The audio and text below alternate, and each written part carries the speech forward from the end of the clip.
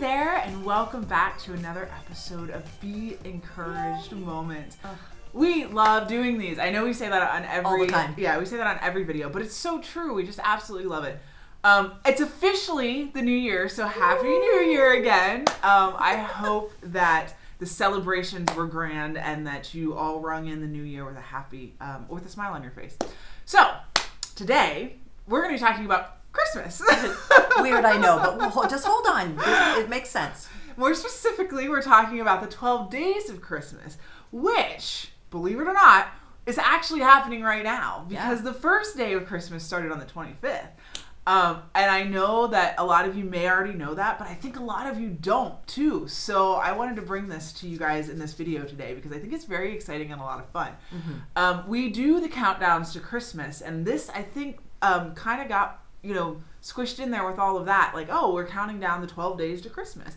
And it's actually not. It's the 12 days after Christmas because we're counting down to the recognition of Jesus as the Son of God by the Magi when they come to see him at the manger. So this is all really exciting stuff. The other way you can look at it too is that liturgically we're counting down to Epiphany. So we got to do the song. Here we go. We can't not do the song. So on the first day of Christmas, my true love gave to me a partridge in a pear tree. On the second day of Christmas, my true love gave to me 2 turtle doves and a partridge in a pear tree. On the third day of Christmas, do you really want me to keep going? You don't, do you? Okay. So, the reason I had to do the song is because the song plays into this, okay? So, I already told you what the 12 days of Christmas is, and that it starts on the 25th. But what does this all mean? And why do we have this song that gets stuck in our head and doesn't go away?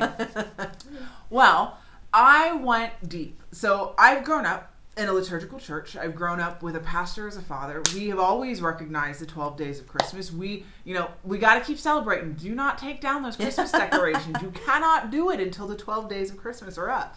So we always kept our trees up. We kept our garlands up, our wreaths. I mean, it's what we did. But when I decided I was going to do this video for you guys, I wanted to make sure that I truly understand all the history and the origins and all that kind of stuff, which I didn't. I was blown away by the stuff that I found. There's so much stuff out there on the internet. Get on there, Google, figure out what works for you. I'm going to give you some highlights. I shared on the podcast that we did, so if you haven't watched the pod, or if you don't listen to the podcast, you might want to.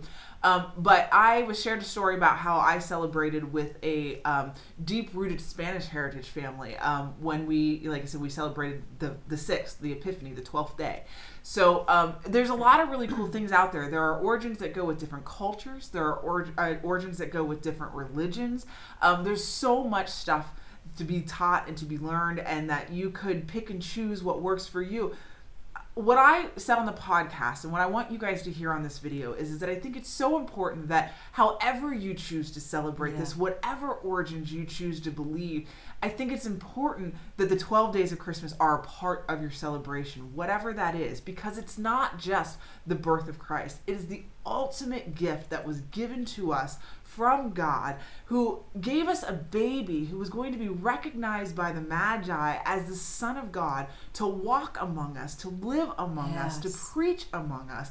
And that is what the gift is. And that's what this countdown is all about.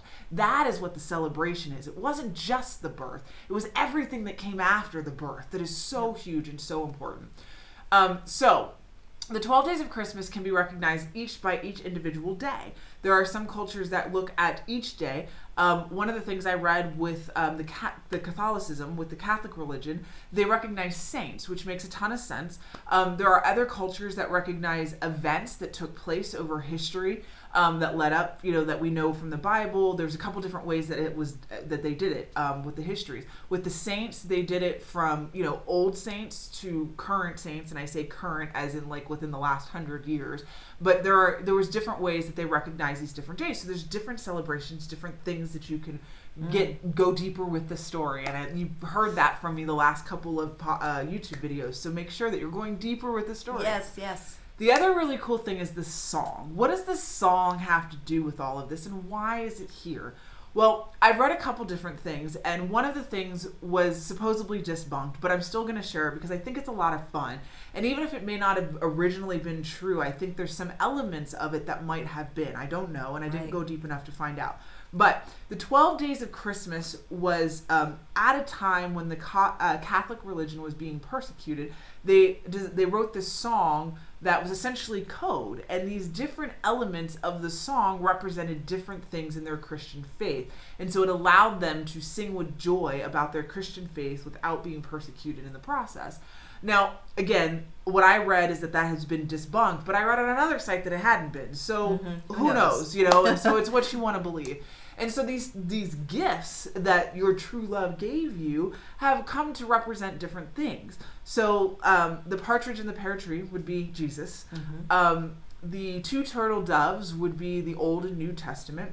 There's the disciples, there's the 10 Commandments, there's the Beatitudes. Yeah, there's all kinds of different things within there that represent these different gifts. And, and I feel, sorry, I'm just interrupting, but this is amazing because I was never taught this. I just thought it started the beginning of December and it ended on December 25th. I had no clue really until recently that it started on December, on Christmas morning, but I still didn't know the reasons behind it. And this is so amazing. I encourage you to dig into it, find out. It's very intriguing.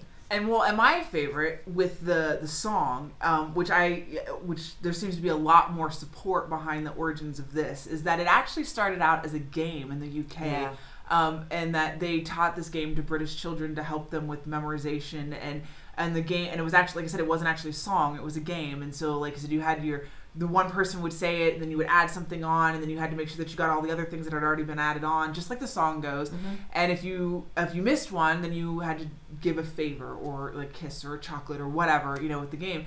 And over the years, it morphed into a song, and someone actually put pen to paper to make it a real song. So I think that's really cool. I think there's a lot of history there. And also with that, the game, the objects represented things as well. I don't know that it was as much the Christian faith. I think some of it was. I think there was allusions to that. But again, it just depends on what version you read. There's all kinds of different versions of how the song came to be, why it came to be. And then, like I said, you add the Christian element to it and all the things that you could celebrate and recognize. If you really wanted to get technical, Jesus wasn't born on Christmas morning, the day we recognize, and it took the Magi's months to get there, not 12 days. But it's the way that our Christian faith has packaged it all together for us to be able to celebrate and for us to be able to dissect and understand and go deep with our faith. So I just wanted to bring this to you because I think it's such a fun thing. It is still the 12 days of Christmas. So celebrate, enjoy, let your heart be open to, possibilities. And we're almost to the end of it. It ends on the 6th, if I'm doing my math right in my head. So, you may not be able to do a whole lot this year, but you can spend this time preparing for next year. And you can do all kinds of cool things. Like I said, the Spanish one that I did with a friend of mine was like, we actually had a cake. We ripped it apart, and there was, it was decorated and the way it was done, and there's all kinds of stuff on the internet about that too. So I encourage you to take the time to learn about your Christian faith, to understand what it is that we're celebrating this Christmas season and why we do this every year and why it's so important that we understand it and that we celebrate it and we acknowledge it. Get on Google. Find the story that fits you. There is no wrong way to do this. There are so many, histories that have been lost over the years that it's okay. You make your own way. But celebrate the 12 days. Understand that we're counting down to the recognition that God truly is that gift, or that Jesus truly is that gift from God for us. We love doing these. We love being here with you. I hope that everything about your new year, as I said at the beginning, was exactly what you hoped it would be on the actual day, and that your new year continues to show that for you as well. We look forward. We can't wait to do the next video with you guys and talk about what's exciting to you. Thank you as always for joining us for our Be Encouraged moments.